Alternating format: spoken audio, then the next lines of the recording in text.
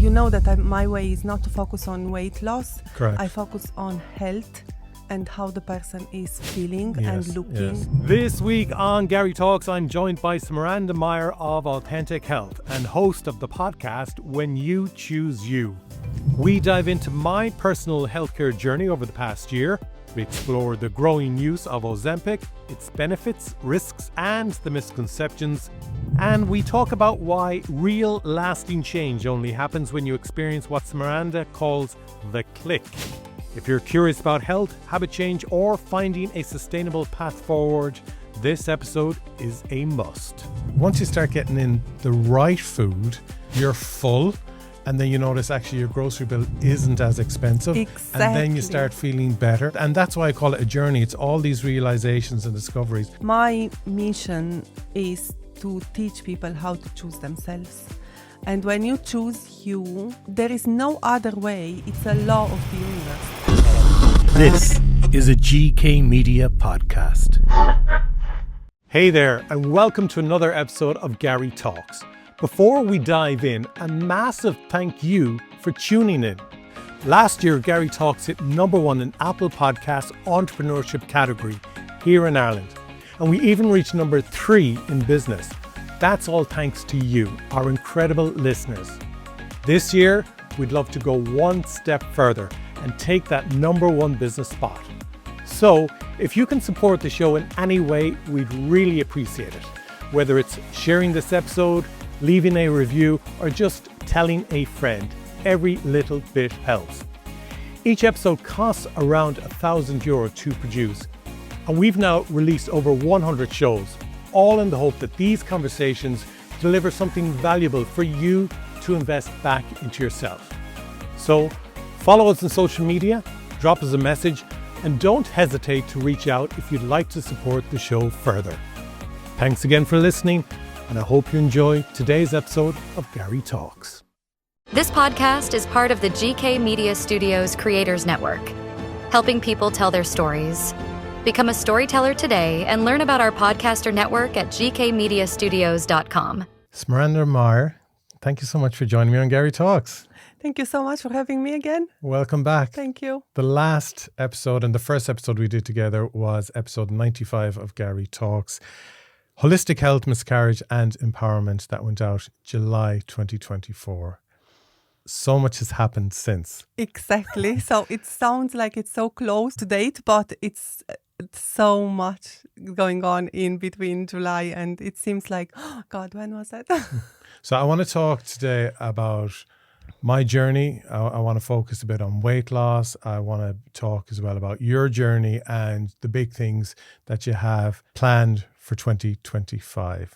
But I suppose if people have listened back to Garry Talks over the last couple of years, they might realize that I've had this ongoing journey in terms of trying to get fit and healthy. And I reached out to you after, I'd say just maybe before Christmas of last year, because I would say November, I think. November. Yeah.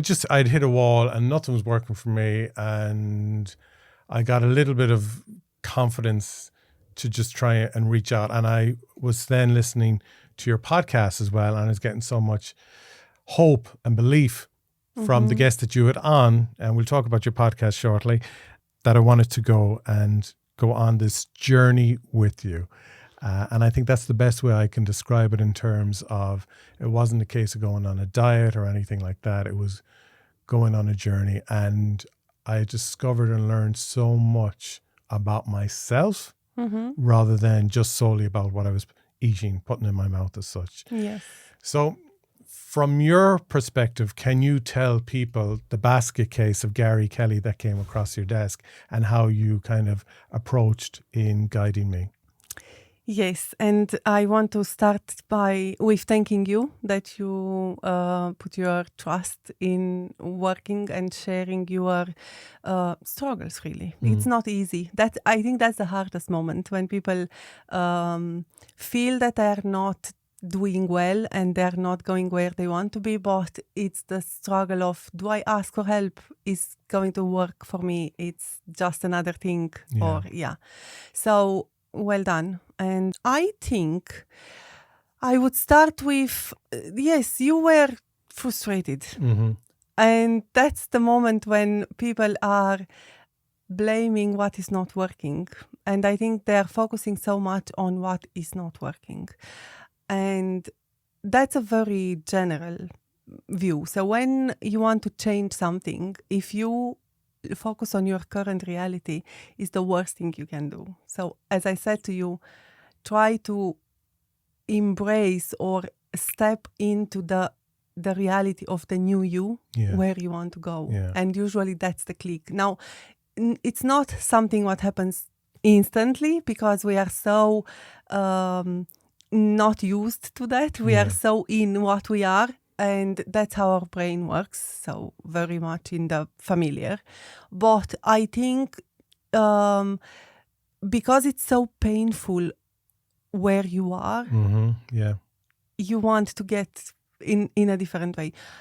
Can you get that on your own? I'm a firm believer that you can't. I'm doing myself. I'm trying myself. If someone can do accountability, self-accountability, it's me. I totally get that. I get it.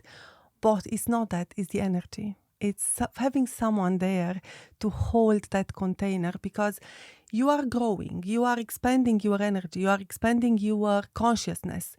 If you don't have someone to hold that container for you, you are going to fail. And it's not your fault. It's the way, like I feel that in my body, even now talking, that's what makes a difference. And finding the right person. There was a thing you said there, the click. And I remember I remember the moment I had the click. And I'll talk about that shortly. But just in terms of my frustration, like I had come to you very frustrated. So I was back in, we'll say 15 years ago, I was at a certain weight, and I thought then that I was overweight. And for the last number of years, I've been trying to just even get back to that weight because it just kept going up and up and up. And I was getting frustrated because I'm getting older. My metabolism is slowing down. I thought I was eating the right foods. I was still having this conversation in the back of my head of, oh yeah, but you deserve to enjoy life, and you deserve to sit down and have a bottle of wine at the weekend and all that. And I'd have periods where it was good, and then once the scales had gone up or hadn't moved that week, I self-sabotage, and I'd sort my emotions through eating the wrong foods, and then I'd get motivation to be good again and go exercise and eat healthy, and then after a few weeks I'd fall off that. And it was an ongoing love-hate process for years. And I couldn't just see the clarity or really believe that I could make an improvement. And little things started happening. So, I knew what is clean eating, but you were saying to me, Garry, you're starving yourself. So I would go and I would kill myself in the gym for maybe an hour doing cardio and weights, and then I wouldn't eat for like 3 or 4 hours afterwards. Yeah. And you were saying you're starving your body now. So you're tricking your brain, and your brain is actually holding on to everything. It just wants to release. Exactly. So next time when you are eating, the brain is going to preserve. So that's what the brain dictates. Hello, don't consume, because it's not coming for a long period of time. Yeah. So preserve first, and then you already had a reserve there, but you didn't give the body to trick the brain to go into the reserve. Yeah. To open the pathways towards the reserve. And that's the simple trick, like having a bit of carbs, not too much, just the right amount of carbs. So you would tell me to maybe have half a banana, on the way to the gym. So I had a bit of energy. The brain knows it's getting some. 10 grams of carbs is what I suggest. That's a banana or a bar of chocolate or half like of a purple snack if you're feeling naughty. Yeah, exactly. But it's the brain getting the sugar knowing it's fine. Okay, so before you start training, and then you open the glucose pathways, and the body knows what to do from there on. To build the mass. And then afterwards, within an hour, trying to have some kind of clean protein. Yeah. Exactly. And that's very important. So I'm a big believer in the protein, but not all the proteins are equal. So the ones what the body knows that they are the food, not the ultra processed one, are much more effective and much healthier from my point of view. Yeah. So I see that, like I'm talking from practice. Yeah. Yeah. And again, like people can get the protein powders and so on. And the most important thing with anything you're buying is to look at the ingredients. Exactly. And the fewer the ingredients, the better. Because, I mean, if you don't know what the ingredients are, that's really when you should just put it back on the shelf again. Exactly. So if you can't read the ingredients, that's a simple basic thing. If you can't read and understand what exactly is, your brain doesn't know how to translate them, your body can't process them. That's my theory. And it's probably anecdotal because I need to start to be very careful with what I'm saying. There is a lot going on at the minute against people who are active on social media in nutrition and all of that. But it's an anecdotal way, okay? So it's nothing what you are going to find in the book. But definitely those complicated names indicates that it's a bioengineered ingredient, which is definitely not going to be assimilated in the same way like it's a piece of meat, organic. Your body's trying to figure out how to break it down and what to use it for. Yeah. Or if does the job as protein, the liver and the kidneys will struggle to detox what is not. Yeah. Okay. Yeah. So then you overload the body. Yeah. And tell me how the whey protein in the bag gets a shelf life of 12 months. Now, if you tell me that that's natural way, I'm going to say, okay, let's argue. Because there is no way that that's not with preservatives. And when we are talking about, we focus on, you know that my way is not to focus on weight loss. Correct. I focus on health and how the person is feeling and looking and all that. So if I'm looking for that perspective, I don't gain what I want. I will probably lose muscle. And I will lose weight by losing muscle and all of that. But it's not what I want. What I want is health. Exactly. Yeah. So even one thing I did is Lewis Farms in County Clare. And you had one of them on as a guest on your podcast, When You Choose You. I started buying my meat. And I understand not everyone eats meat. But I started buying my meat from their organic farm in County Clare. And they freeze it and ship it, and I put it in the freezer, and then I take it out and defrost it in my fridge a couple of days beforehand that I'm going to know that I'm going to cook it and eat it. And like, I notice even a huge difference in eating organic meat compared to just meat you can buy for a couple of euro in a supermarket.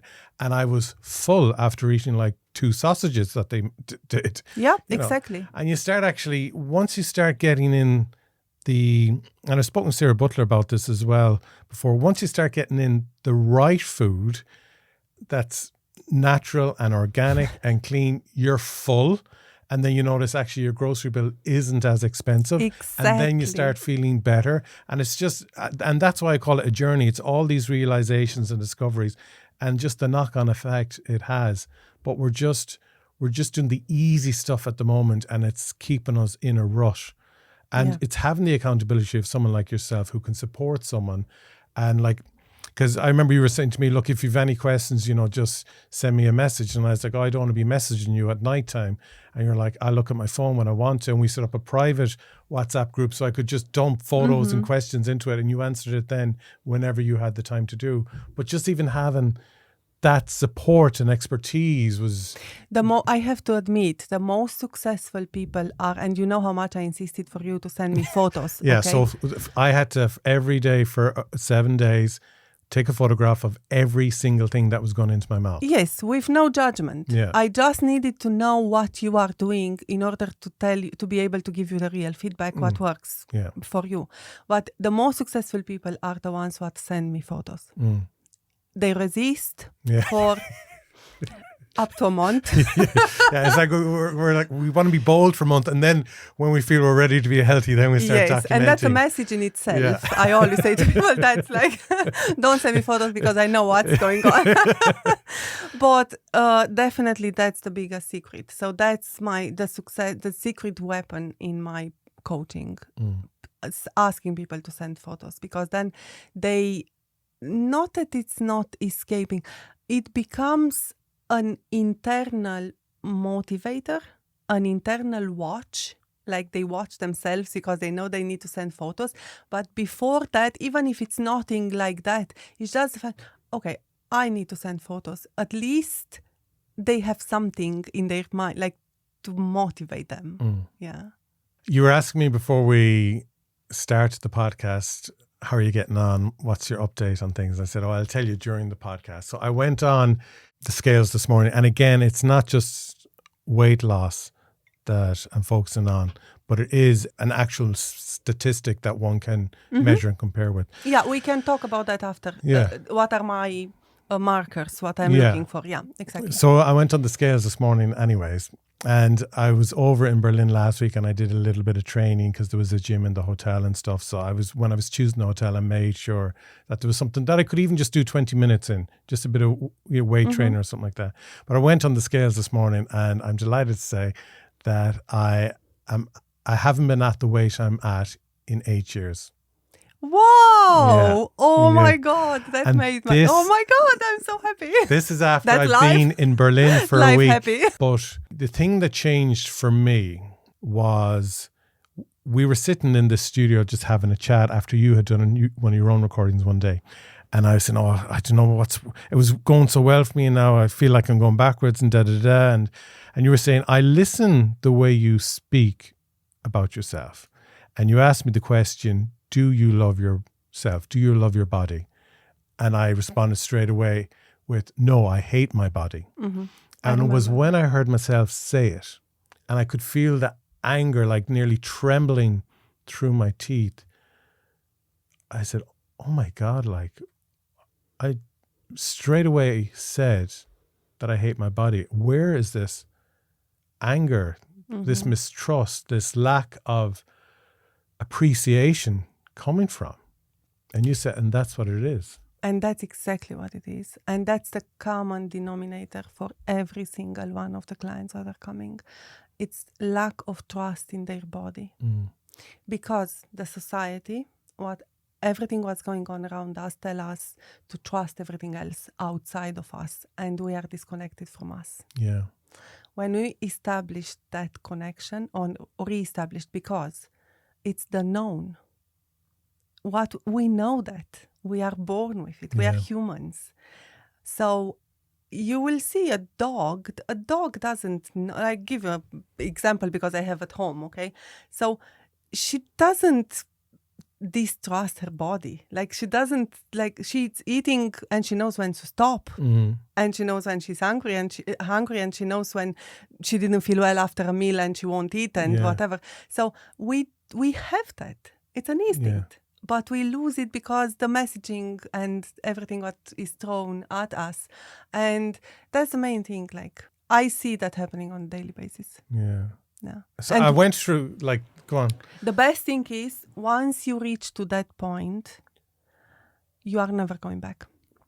No, because I went through this phase then, and this will sound weird for, I suppose, people who haven't done this with themselves, but and you were guiding me in this as well. But I started like I put my hand on my thigh and say, I appreciate the strength you've given me and helped me to be able to walk today. I appreciate my arms, for the strength that they have and that I can carry things and lift things. I appreciate my lungs for allowing me to breathe. I appreciate my liver for detoxifying the toxins in my body. And I just started kind of, my eyes that I can see, things, and just really started telling my body, thank you for the 40 plus years that I've been on this earth, and you are well, and I've put you probably through, things that you didn't deserve to go through in terms of the toxins, or the stresses I've put on the body and so on, and really becoming more in tune and appreciating and being grateful for the health that I have. And that was the click of saying, actually, no, I need to learn to love my body, appreciate my body, take care of my body. Exactly. Because when you're coming from that perspective, nothing is hard. No. You are connected with the right reason, and that gives you the you don't even talk about motivation in that case. No. It works. Yeah, it flows naturally. Exactly. Because it's effortless. Yeah. you are driven by the right thing. Yeah. So that's why motivation and the right mindset, when it comes to the body knows. Yeah. And when you connect with that part, it's the job is done. You know what to do. I always say to people, that's the easiest part is the meal plan. That's the easiest plan. You learn, it's something what you can adjust and whatever. But the connection to the body is the hardest. Yeah. Because there are layers. Yeah, absolutely. Yeah. And that's why coaching is so effective. Yeah. I can't even describe what motivates, because people are coming with different motivation. They're coming with different stories. You are coming because you want to lose weight. Someone is coming because the cholesterol is high. Someone else is coming because the digestive issues. All are signs from the body. The body is talking. Yeah. The body is talking that it's not happy. Yeah. And I see people I had all sorts of clients between 17 and 71, the eldest at the minute. And all the same. I can't say both for the same thing. No. Different things. So when the body is talking, is the moment to start paying attention and find the right person to support you. Yeah. I always say to people, don't try. I mean, you can try on your own, and definitely, like, it's your right to do it. But think for a second that there is a better way to do it when you have someone beside you. Yeah. No, the questions you were posing to me were just like you were opening up the blinds. You know, like there was one time you had said, how do you treat yourself? And I'd say, you know, if I've had a busy week, I go home and I'd watch a movie and have a bottle of wine and have maybe a mini picnic and some chocolate. And if I've had a stressful week, maybe I'd have some wine again. So I was giving you various examples, but you were saying, why do you feel that to treat yourself, it has to be something you drink or something you eat? Connect with food, That's a learned behavior. Yeah. And it's not only you, it's every single one of us. It's learned behavior. But close your eyes and see the children, the trajectory as children. We were taught that we are rewarded with something sweet. Yeah. If the child is crying, give them a sweet. Yeah, exactly. Yeah. If they're good, give them a sweet. Exactly. Yeah. Like I don't want to compare myself to others in case people are starting the journey, but it's amazing how things quickly start flowing and improving. And something that I loved was there was usually, if I was having a couple of drinks at home on a Saturday night, on a Sunday morning, I'm fine, but I might be a little bit sluggish for the first couple of hours. And then what I'd done is I made a deal with myself. I said, okay, from the start of January until my birthday, I'm going to do 100 days sobriety, and there's maybe 14 days or so in between. So they can be days that I might go out and watch the Super Bowl with friends or go away for the weekend or whatever. And they can be my day passes. But I kind of try to stop the weekend alcohol consumption. And I was telling my friends about me trying to lose weight or whatever. And one guy said, okay, well, why don't we go for a walk in my place? And I got up at 7 a.m. on a Sunday morning, which I probably haven't done ever because I'm not a morning bird anyways. And we ended up going for an 11-kilometer walk as the sun rose, and just felt amazing. Had it all done in about an hour and 40 minutes. Had a cup of coffee then afterwards. Headed home and made the pancakes for the kids, and it was like, wow, I'm loving this new life and this new lifestyle. Yeah. You know. Do you see how my work is connected to when you choose you? Because this is what my mission is to teach people how to choose themselves.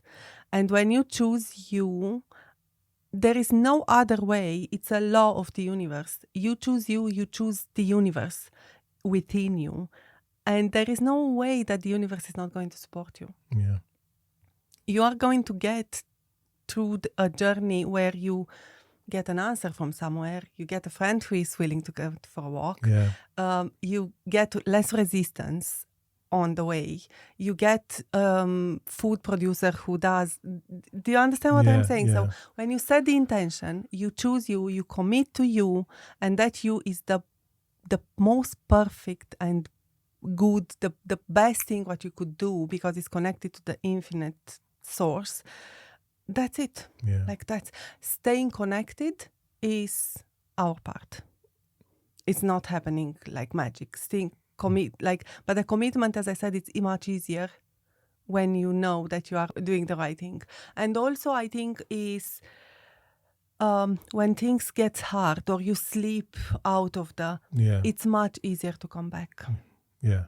Yeah, because you have that connection with Exactly. yourself. Yeah. Because you know how good was when you were there, and the brain has a reference and becomes the familiar. So it's, Yeah. I think it's I'll finish up talking about myself, but no. Thank you, because you kept me accountable. It wasn't that I'd come in and I'd meet you and then come back to you 1 or 2 months later and give you an update. You stayed on top of me and kept me accountable all through the process. Yeah, so thank you for that. Yeah, sometimes it's the hardest part for me as a coach. Of course, because it takes a process of knowing the person who you are developing a relationship, building a relationship, I wanted to say, and it's the hardest part to know when too much is too much for the person. And I'm guilty of pushing too much as well. So I learned the lesson, but I did lose a client because I pushed too much and the person wasn't ready. So the message what I heard was, yes, I'm ready. But when I gave feedback, the person wasn't ready. So I had to learn how not to put pressure on people, leave them to make the decision, because has stronger effect when it comes from themselves. And you're waiting for them to have that click moment. Yeah, exactly. And as I said, the click is connected with how frustrated you become. How big is the pain? True. Yeah. Yeah. That's it. So when I heard myself saying how much I hated my body, that was the big click moment for me, as I had said. But I'm delighted that the scales are where I had last seen them back in 2016. But for me, what's more important is I now love my body. I appreciate my body. I'm grateful for my body. I enjoy being healthy, or certainly healthier. So, I enjoy just eating good food and having that wisdom, knowing what's bad, what's good, allowing myself to have treat, which could be food, or a treat could be like a walk on a Sunday morning. Yeah, but exactly. It's that awareness and connectedness. Yeah. So we said, what are the markers? So the scale is one. Yeah. Then the second one is the waistline. And then if you can afford, or if you have access to a scale what gives you the information about the visceral fat and the body mass, the lean mass and the fat, that's another. It's probably the most accurate. And also how you feel, how you stand up and what you like, what you see in the mirror, how your skin feels, how you are, like everything. Like the skin is glowing, you feel different. You feel like your sessions in gym are more like easier and you perform better. So you know about yourself. Yeah. You start connecting to yourself. Yeah, because like I had said to you one time, I'm so frustrated, like I'm not going down any more on the scales. And you're like, yeah, but are you measuring your waist? How are you doing the gym? And I said, well, I'm actually lifting heavier than I have in a long time. You're like, well, there you go. And then I started measuring, biceps, triceps. And it's not that there's a vanity thing, but it's just like the body is changing in different ways. So if you're just focusing on the scale, you don't realize, well, I've more power in me, or maybe my bicep has gotten a bit bigger or something. So I heard from 2 clients this week. One was the sleep. I didn't think that the sleep is connected with what I'm eating. And after first month, she said, I'm unbelievably rested after that. It's such a huge difference. And we didn't work on sleep. We just worked on the diet. And then the second was, this lady was losing weight, very happy, whatever. And then January was extremely busy. And she stuck to the diet, probably 80%. But then she was so happy that she went to the gym and she was actually doing an exercise what she could never did before. It was And she said, oh my God, doesn't matter the scale. The fact that I could bend in that way was so off. Oh my God, I was chuffed with myself. That was exactly the word. I said, yeah, exactly. So, and even just in terms of how much coaching helps, there's certain days where I have to do trips to Dublin, which is, maybe 2.5 hour drive from where I'm based. And I could be there for 12 hours and then I have a 2.5 hour drive back home again. And that's excluding traffic. Sometimes it could be a 4 hour drive home, which was last month.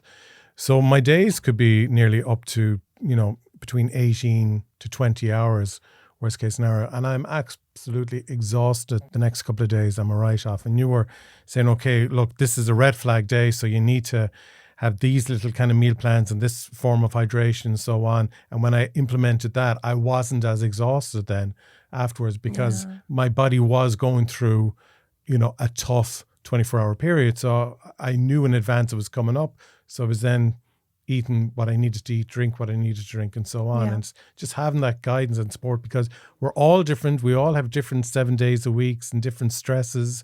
And, we could be living with certain people who want to eat certain foods and you don't want to create too much friction in the household, but it's just getting all those things accommodated that works best for you. Yeah, the big thing what I am talking I hear myself in the last probably a week or so with everyone is anticipation. So when you anticipate your body's needs, but that it's not the first step. Yeah. It's a bit of awareness and work to be done. And then you get to a stage where you know what the body needs and you prioritize that. That's anticipation. And that's where what are your flawless, like the flaws, and how important it is to not to live until you are in the middle of crisis, because it's too late. Like when I say crisis, I say when you're too hungry, when you are allowing yourself to be too low, because it's so hard to pick yourself when you are in the middle of down and all of that. But if you know that you are prone to anticipate that need, because the body loves that. Yeah, absolutely. Loves certainty. So you give the body certainty that, okay, I'm going to take care of you. And your body said, yeah, perfect, I'm okay. Can we talk about Ozempic? Yes, not much, but we can. It's just... I will tell you my point of view anyway. Yeah, for me, I don't think there's anything in life that is a quick fix. There is no one pill that solves everything. And there's a massive rise of Ozempic, and there's other similar drugs that kind of reduce people's hunger, adjust their insulin levels, and they discover that they're losing weight. And Ozempic is tied into loads of different things. There's one type of Ozempic for diabetes, there's another one for weight loss and so on. And I'm sure they will expand into other areas to help people who have maybe addictions or diseases and so on, to control the pangs and needs for that. Thankfully, I've been on a journey where I haven't had to resort to taking Ozempic, and that I've been able to do it through food and exercise and self-awareness and so on. And there are people who are diagnosed as obese and that they have it as a disease, and that no matter what they do, that something like Ozempic is the only thing that will work for them. And I think what people don't realize is that if you are taking Ozempic for weight loss, you need to stay on it for the rest of your life. Yeah, that's one thing. But the second thing is, you are talking about majority of people who are getting on Ozempic or any other GLP-1. GLP activator is something that... GLP-1 activator, that's the way how Ozempic works. So activates that hormone, what controls the sensation of being full. Okay. So the problem is that usually those people are mid-40s or 40 plus. I don't have any example of someone younger than that. Usually it's midlife. Yeah. After 40s, we start losing muscle mass, and it's the biggest challenge. What Ozempic does, or all these tablets, you are losing weight, definitely, but you are losing the most precious part, the lean body mass, what you need the most. So if the medication doesn't have it's like the antibiotic, okay? It can't be the same. Yeah. So kills the bad and the good. Yeah. So you lose weight, but you lose both. Yeah. And then you will have sarcopenia, and sarcopenia is muscle loss. Okay. And that's when you have fractures, and in elderly if you have people. a fall, you break a bone and all that. Exactly. Yeah. And osteopenia and osteoporosis, and that's the loss in the bone density and mass and all of that. So you gain something and you lose on the other side. It's like with all the pharmaceutical. Yeah, so I know someone taking Ozempic, and like their markers for the diabetes has gone down drastically, and they went down it because that they were told that unless you do something drastic about your weight, and that's where I agree. Okay, so it has its effect, but in long term, what benefit you have? And also, I saw people doing a metabolic diet. Staying committed, having a coach, even a doctor coach, even better than having only a coach, so someone who is specialized in this. And it's big. I don't know if there is in Ireland. I know for sure it's Germany, even Romania. And I saw people losing 60 kg. Wow. Not with Ozempic. Okay? And when you start losing it, I know if there would be a way to start with Ozempic and then come off without no side effects and then keep you going.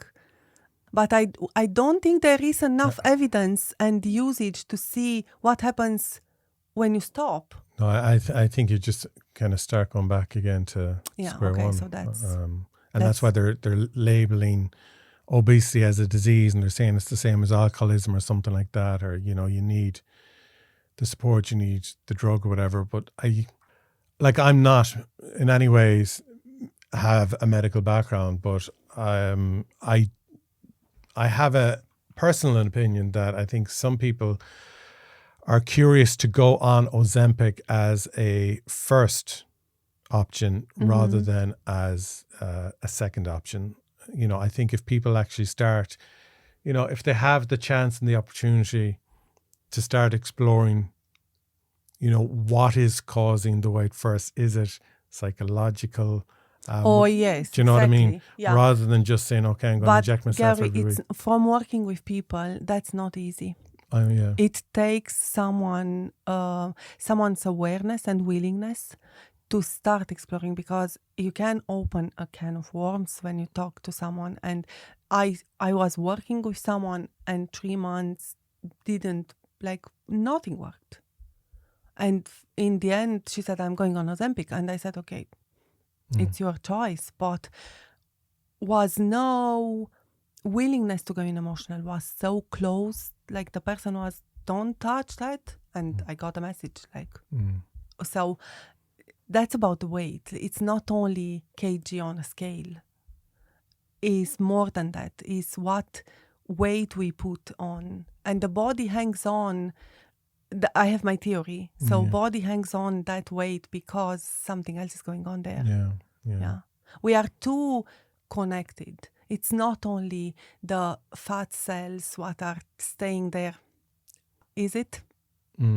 It's only a chemical process there, or it's more than that. It's an emotional and energy. And if Ozempic starts you, and then you can come off, and that will be ideal. But I don't think that's possible anyway. Yeah.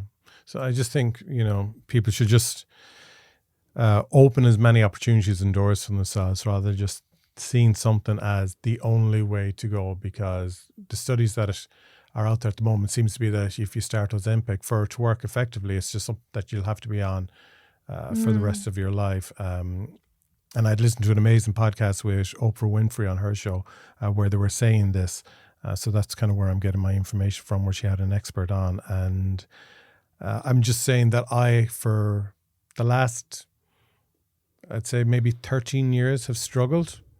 And I was very much toying with the idea of going on Ozempic because I thought it was the only choice left. But then when I gave myself the opportunity to explore further and yeah. work with yourself. The change that it has had for me, the awareness, what I've learned, so much more about myself, about, People need to understand that, yes, it takes commitment, but you are not committed to a coach. You are not committed to a doctor. You are not. You are committed to yourself. Yeah. And as I said, trust that the universe will make it easier. The universe is not going to make it harder for you. Trust me. It's going to, you will find a way, and that's about being faithful in yourself. Yeah. Fine, the last resort. Yeah. And it is that thing as well, don't be afraid to ask for help. And Totally. Yeah. I want to talk about your journey. Okay. So since we last spoke in July, so again, if anyone wants to listen to the episode, it's episode 95, and we find out everything about Smaranda and how she got here to Ireland and how she has, with only a few quid in her pocket, and how she has just grown and run her own business now and so on. But even in the last year, things just seem to be getting bigger and better for you. I want people as well, if they are going through difficulties or anything at the moment, or they're thinking of starting up their own business or something like that, or if you're in financial difficulty even, there's hope. Yeah, that's my message. My message is that if you are seen and heard and valued, you feel safe. And when you feel safe, you can move mountains. When you are not safe, you are afraid. And that's when you are in fight and flight and freeze, and you see nothing in front of you. So the best gift what I can give back to the universe is to help people to feel seen and heard and valued. And that makes them to feel safe. So that's what I'm trying to do with the work, and then with the book, and also, the podcast. So my motivation for the podcast, that was very interesting. So tell people why you started off doing a podcast. So I came on your podcast, I think first time when I was doing a live podcast, like a sitting down with someone. It was a Zoom previously with few people. And I felt that I have a story. And it was, I was starting to write the book in July. But it was, okay, I think I would like to have people, to show people to the world, because as a coach, you see in people much more than they see in themselves. And I felt like that's my gift, to shine a light on people's lives. So I said, okay, the studio is here. It's brilliant. It's close to me. So let's do it. And you were the one who pushed when I was like the same. I'm very grateful for what. It's not the push, it's the support. And you have as I said to you when I coached you, you have that gentleness, kindness and support. And the fact that you walked this journey yourself and you went through, so you know the struggle, you know what it means to stay there and interview someone, or you know what it means to stay here and be the interviewee. And to have everything so handy and so easy was made things so easier for me. Yeah. And then, as I said, when you are on the flow, do you remember in September when I had 12 interviews in 1 week and I had zero resistance? Yeah. I didn't think a second of anything. I just saw a few people that were potential guests, and I rang them and they were all delighted. Yeah. Everyone would have said August is not a great month for anything because people are in holidays. Really? I didn't have any of that. Everything was like flying.